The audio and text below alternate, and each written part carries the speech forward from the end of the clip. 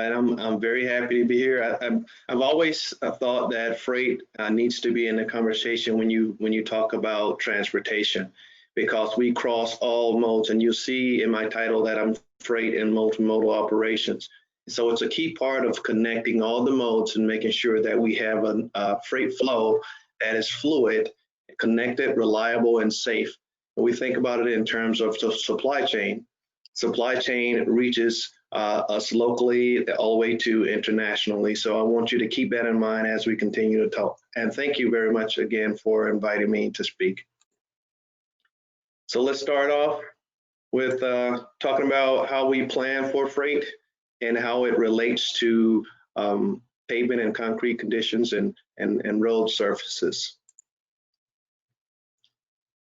So we have a plan in Florida called the FMTP. That's the Freight Mobility and Trade Plan. This Freight Mobility and Trade Plan is a part of a strategic freight plan that is also required by by the feds. We had started working on this plan prior to, and we decided that freight was a very important component of transportation in the state of Florida. And so we decided that we need to start planning more and put more emphasis on it. What we learned with the Freight Mobility and Trade Plan is how important it is to tie that in to the, again, all the modes and how we plan for the other parts of the transportation system.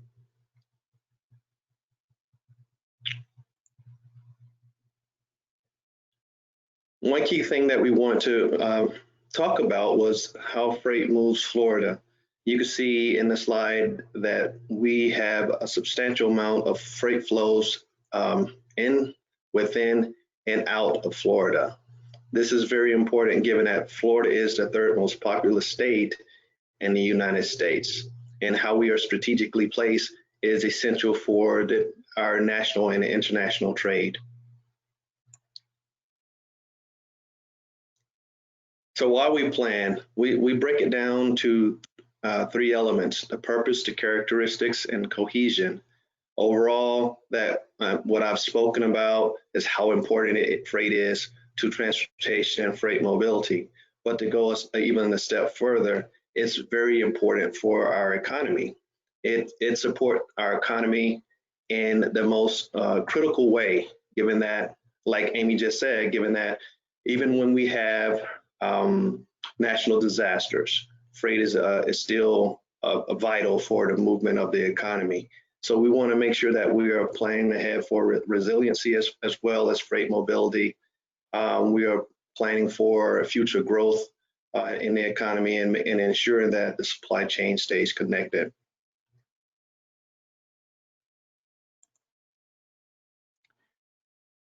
How we do this is we think about it in terms of goals to action. We have a Florida Transportation Plan. This is our principal plan for the department, and it lays out some goals. Some of those goals are connected to freight. So what we've done is capture those goals from our principal planning document to help develop our FMTP objectives, Freight Mobility and Trade Plan objectives. And so we've vetted and validated by outreach. We have stakeholders and partners that we actually listen to and take in their input to get a better understanding of what is the true, excuse me, what is the true demand from the industry's perspective. We take that into a technical analysis of it, and then we also include emerging industry trends with technology. We take those and build our recommendations, and I think the most important part of this is that we put it into action. A key part of planning for me is to ensure that whatever we plan, that it's realistic and it moves to action. So once we do that, we talked about the developing the FMTP. We have 10 objectives. And for the purpose of this webinar, I want to draw your attention to number 2 and number 3. We are definitely trying to make sure that we create a more resilient multimodal freight system and ensure that Florida freight system is in a state of good repair. Once that is broken down, we run into issues of holding true to our strategic focus, which again is to stay connected, reliable, and safe. If we are not connected, reliable, and safe, freight mobility fails.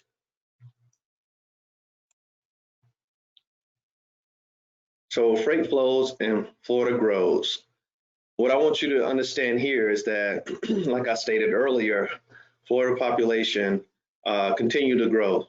We are, again, the third most populous state in the US. And we also, to add to that, we have a lot of visitors. With this, I want you to remember that a growing population plus a growing economy equals more trucks on the road. So I want you to hold true to that statement as we continue throughout the presentation. So keep that point in mind as we continue.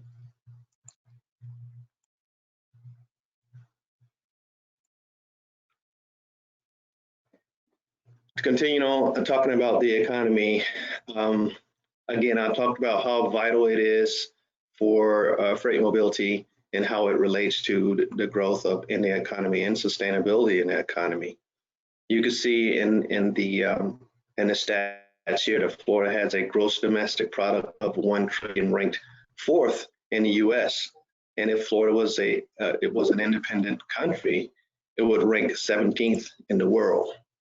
And add that into the continued population growth, and back to what I was saying, that equal a greater truck on the road, a greater number of trucks on the road.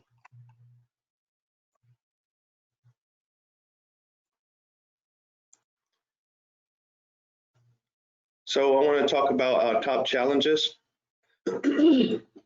When we started planning for the FMTP, we had our top challenges that we had to take into account with the planning to really make a difference on taking any actions on those plans and those challenges that we have.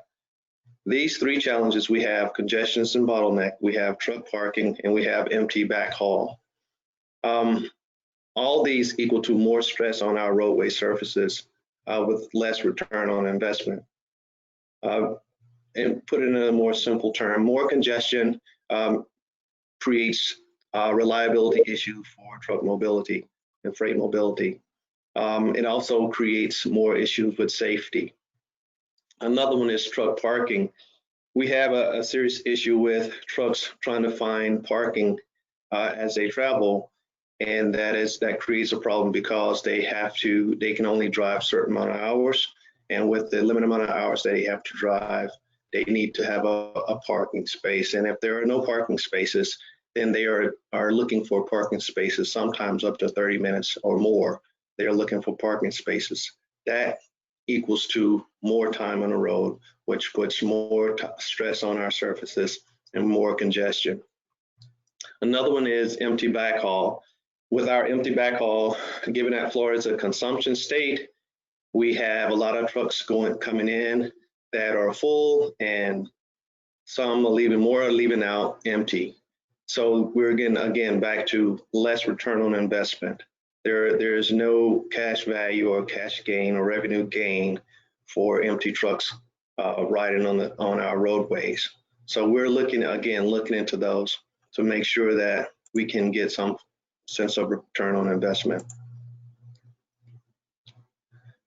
And that's how we deliver the difference. Our plan addresses these top challenges with strategic action. And you can tell that what we're trying to do with truck parking by rolling out the truck parking availability system, if you're not familiar with that, and that is throughout the state. This allows truckers to actually either see on a sign how many parking spaces are available, or they can see on an app or even a website and plan ahead of how to do their route.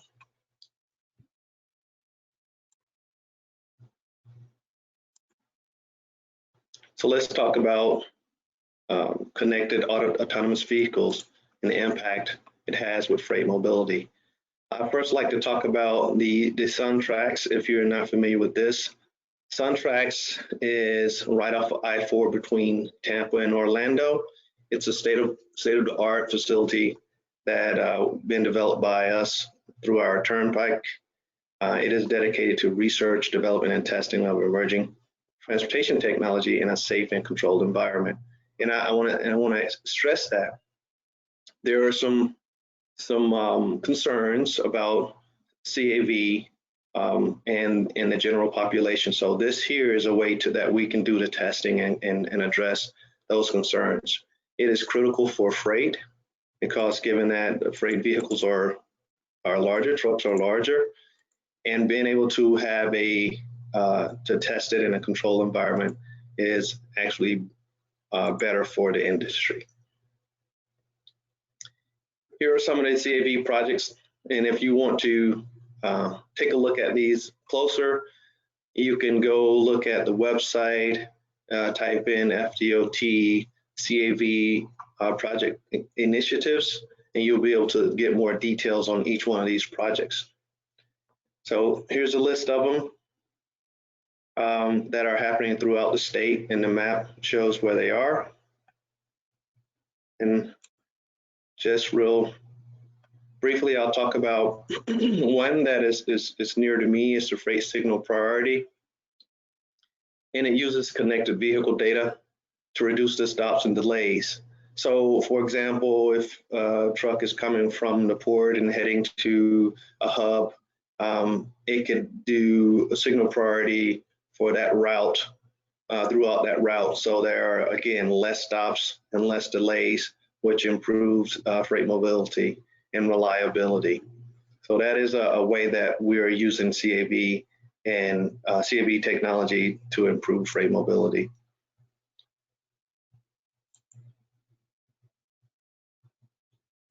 We do have some statewide examples to share with you, and these are from the freight side. That these examples are these projects, and they are tied to our FMTP as a part of our investment strategy.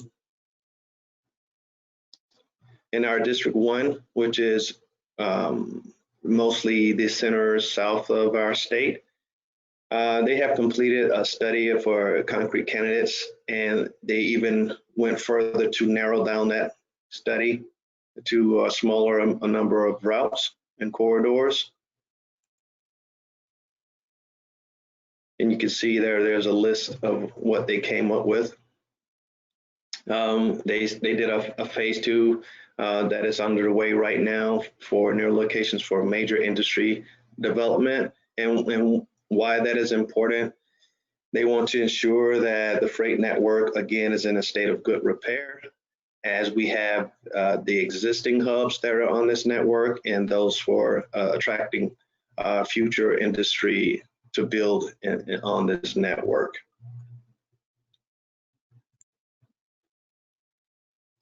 In our District 5, which is generally around the Orlando area, here you'll see highlighted in yellow so that you'll know that we have a national highway freight network throughout the state. This is where we focus on freight mobility, and we focus and target our investment on this network.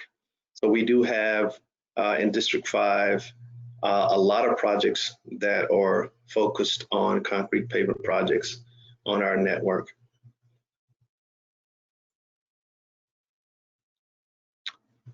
And finally, District 7. District 7 reconstructed a major corridor in their area a few years ago.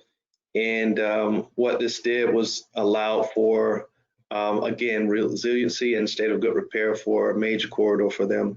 And the facility sees between 4,400 to 2,200 trucks a day, a key corridor for freight mobility in the Tampa Bay area.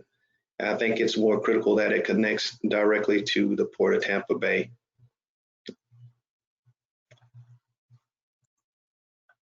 And with that, I'm ready for any questions.